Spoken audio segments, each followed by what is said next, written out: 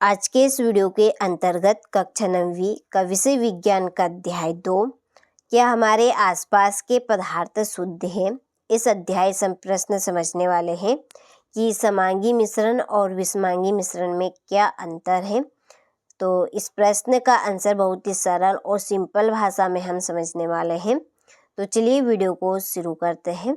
तो एक तरफ समांगी मिश्रण और एक तरफ विषमांगी मिश्रण।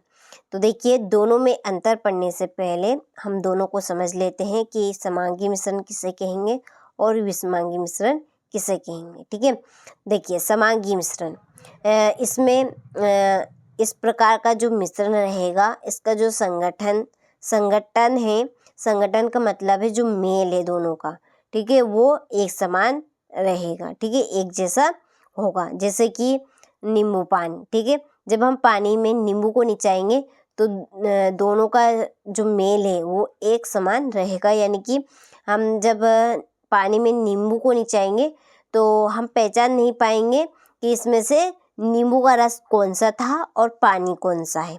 ठीक है, तो दोनों का एक जैसा मेल हो गया। तो इस प्रकार का जो मिश्रण है वो कौन सा मिश्रण कहलाएगा? समांगी मिश्रण।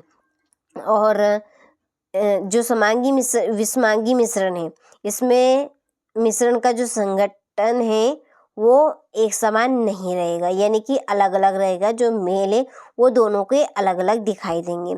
जैसे कि तेल और पेट्रोल का घोल, ठीक है, पानी और पेट्रोल, या तेल और पानी आप ले लीजिए। ठीक है, पानी में आप तेल डालेंगे, कोई सा भी आप तेल ले लीजिए, ठीक है, सरसों का ले लीजिए, सोयाबीन का तेल ले लीजिए, मूंगफली का तेल ले लीजिए। तो आप पानी में जब तेल डालेंगे तो जो तेल है वो ऊपर तैरने लगेगा, ठीक है, और पानी नीचे रह जाएगा। तो हम आराम से पहचान पाएंगे कि जो पानी कौन सा है इसमें से और तेल कौन सा है। तो दोनों का जो मेल है वो नहीं हो पाएगा, यानी कि दोनों का जो मेल है वो अलग अलग हमें दिखाई देगा। तो ये कौन सा मिश्रण होगा? तो विषमांगी मिश्रण रहेगा। ठीक है, चलिए, तो अब हम दोनों में अंतर आसानी से समझ पाएंगे। तो देखिए, एक तरफ समांगी मिश्रण का कॉलम बनाना है और एक तरफ विषमांगी मिश्रण का कॉलम बनाना है। ठीक है, तो देखिए, पहला पॉइंट है कि इस प्रकार के मिश्रण का संगठन सदैव एक समान रहता है। जैसे हमने नींबू पानी देखा था, ठीक है, चीनी का घोल, पानी और चीनी का घोल, ठीक है, और इस प्रकार के मिश्रण का संगठन एक समान नहीं होता है, पानी और पेट्रोल का घोल। ठीक है, दूसरा पॉइंट है कि इसमें तत्व या अवयव एक ही अवस्था में उपस्थित होते हैं। तो देखिए, पदार्थ की 3 अवस्थाएं होती है, ठोस, द्रव और गैस। तो समांगी मिश्रण में तत्व या अवयव कौन से अवस्था में पाए जाएंगे? एक ही अवस्था में। ठीक है, यदि गैस अवस्था में है तो वो गैस अवस्था में ही रहेंगे दोनों, और यदि द्रव अवस्था में है तो दोनों द्रव अवस्था में रहेंगे। जैसे कि हमने अभी उदाहरण देखा था नींबू पानी, ठीक है, पानी आपका कौन सी अवस्था में? द्रव अवस्था में है, और नींबू का जो रस है, ठीक है, वो भी पानी की तरह है, ठीक है, तो वो भी कौन सी अवस्था में हुआ? द्रव अवस्था में। तो यहाँ पे, ठीक है, ये पॉइंट आपका हो गया कि इसमें तत्व या अवयव एक ही अवस्था में उपस्थित होते हैं। ठीक है, जैसे हमने उदाहरण देख लिया नींबू पानी, ठीक है, और इसमें तत्व या अवयव एक ही अवस्था में उपस्थित नहीं होते। जैसे पानी और मिट्टी का घोल, ठीक है, पानी और मिट्टी का घोल। तो जो मिट्टी के बर्तन होते हैं उनमें हम पानी डालेंगे, ठीक है, पानी भरेंगे तो पानी आपका कौन सी अवस्था में है? पानी आपका कौन सी अवस्था में? द्रव अवस्था में। और जो मिट्टी का बर्तन है वो कौन सी अवस्था में? ठोस अवस्था में है। ठीक है, तो दोनों की अवस्थाएं अलग अलग हैं। तीसरा है कि इनका मिश्रण बनने के बाद तल पर कोई कण नहीं बैठता है। देखिए, जब हम गिलास में पानी और नींबू को निचाएंगे तो दोनों का घोल बन जाएगा, और नीचे क्या शेष कोई भी चीज़ रहेगी क्या? नहीं रहेगी। ठीक है, कोई भी कण नहीं बैठेंगे। तो इसका जो मिश्रण है, मिश्रण बनने के बाद तल पर कोई कण नहीं बैठता, और इनका मिश्रण बनने के बाद तल पर कोई कण बैठ जाता है। ठीक है, जैसे कि मिट्टी, ठीक है। मिट्टी में हम जब पानी डालेंगे तो जो मिट्टी के जो कण हैं वो नीचे बैठ जाएंगे और पानी ऊपर रह जाएगा, यानी कि उसमें मिल जाएगा। ठीक है। या आप ले लीजिए तेल और पानी और रेत। ठीक है, पानी और रेत ले लीजिए, तो जो रेत है वो नीचे बैठ जाएगी और पानी ऊपर रह जाएगा। ठीक है, तो इनका मिश्रण बनने के बाद तल पर कोई कण बैठ जाता है, यानी कि कण नीचे इसके बैठ जाते हैं। चौथा है कि इसमें घटकों को आसानी से अलग नहीं किया जा सकता। ठीक है, देखिए एक ही पॉइंट पे से हम सारे पॉइंट समझ रहे हैं। यहाँ पर ये एक ही पॉइंट आपका बहुत ही महत्वपूर्ण है, देन नींबू पानी। ठीक है, इसी के ऊपर से पूरे पॉइंट आपके चल रहे हैं। तो नींबू पानी, देखिए इसमें घटकों को आसानी से अलग नहीं किया जा सकता। ठीक है, जो पानी में से हम नींबू को अलग नहीं कर सकता आसानी से। ठीक है, जैसे पानी और चीनी का घोल।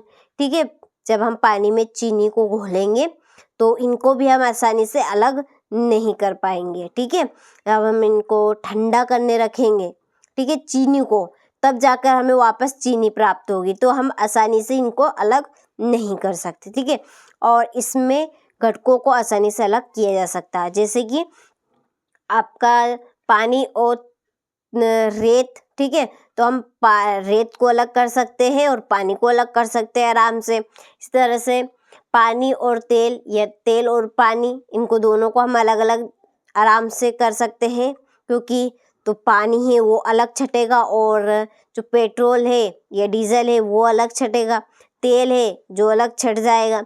तो हम इनको आराम से आसानी से अलग कर सकते हैं। ठीक है, चलिए पांचवा है कि समांगी मिश्रण में तत्वों को पृथक रूप से नहीं देखा जा सकता, यानी कि इसका जो मिश्रण उसको हम अलग अलग नहीं देख सकते। ठीक है, हम नींबू पानी को देख सकते हैं क्या?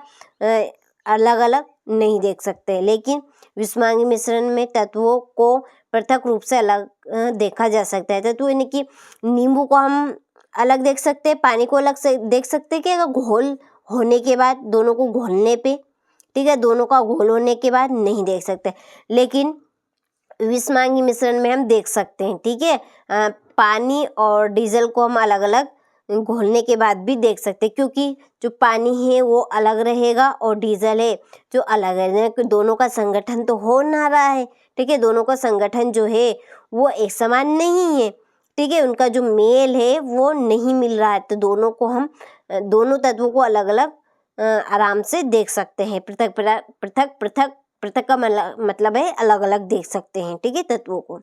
उदाहरण में लिखिएगा नमक और जल का मिश्रण। ठीक है, देखिए हम जल में नमक डालेंगे तो भी हम पहचान नहीं पाएंगे, ठीक है, इनमें से कौन सा नमक है और कौन सा पानी है। ठीक है, उदाहरण इसमें जल और डीजल का घोल। ठीक है, आपको समझ में आएंगे पॉइंट। मैंने पूरा प्रयास आपको हर एक पॉइंट को समझाने का किया है। देखिए ज़्यादा कठिन भी पॉइंट नहीं है आपके, बहुत ही सरल और आसान शब्दों में लिखे हैं, ताकि आप सभी आराम से सारे पॉइंट को याद कर सके, क्योंकि काफ़ी महत्वपूर्ण प्रश्न है ये आपका। ठीक है, चलिए एक बार और हम इनको दोहरा लेते हैं, और देखिए इसी स्टेप से आपको लिखना है और बिल्कुल साफ राइटिंग में लिखना है। ठीक है, ताकि आपको जो एग्जामिनर है वो देखते ही नंबर दे दे। ठीक है, तो बिल्कुल राइटिंग आपकी साफ सुथरी होनी चाहिए।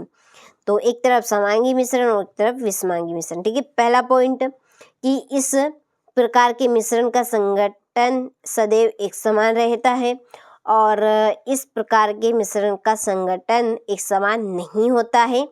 दूसरा कि इसमें तत्व या अवयव एक ही अवस्था में उपस्थित होते हैं, और इसमें तत्व या अवयव एक ही अवस्था में उपस्थित नहीं होते हैं। तीसरा, इनका मिश्रण बनने के बाद तल पर कोई कण नहीं बैठता, और इनका मिश्रण बनने के बाद तल पर कोई कण बैठ जाता है। ठीक है, चौथा है कि इसमें घटकों को आसानी से अलग नहीं किया जा सकता, और इसमें घटकों को आसानी से अलग किया जा सकता है। पांचवा, समांगी मिश्रण में तत्वों को पृथक रूप से देखा जा सकता है, और विषमांगी मिश्रण में तत्वों को पृथक रूप से देखा जा सकता है। ठीक है, और उदाहरण नमक और जल का घोल या नींबू और जल का घोल नींबू पानी बन जाएगा। इसमें लिखिएगा जल और डीजल का घोल, जल और तेल का घोल भी आप लिख सकते हैं इसमें। ठीक है, एक और उदाहरण बना सकते हैं। तो ये थे आपके 6 पॉइंट। इसमें से केवल मात्र आपको 4-5 पॉइंट याद करने हैं। मैंने 1-2 आपको एक्स्ट्रा बता दिए हैं वैसे। ठीक है, चलिए तो आप स्क्रीनशॉट ले लीजिए और अच्छे से अपनी नोटबुक में नोट करें और कंप्लीट करें। मिलते हैं आपसे अगले वीडियो में इसी तरह के महत्वपूर्ण प्रश्न के साथ चैनल के ऊपर। यदि आप पहली बार हो तो चैनल को सब्सक्राइब जरूर कीजिएगा, नोटिफिकेशन ऑन करके रखिएगा ताकि हर एक वीडियो की नोटिफिकेशन आपके पास सबसे पहले पहुंचे। ठीक है।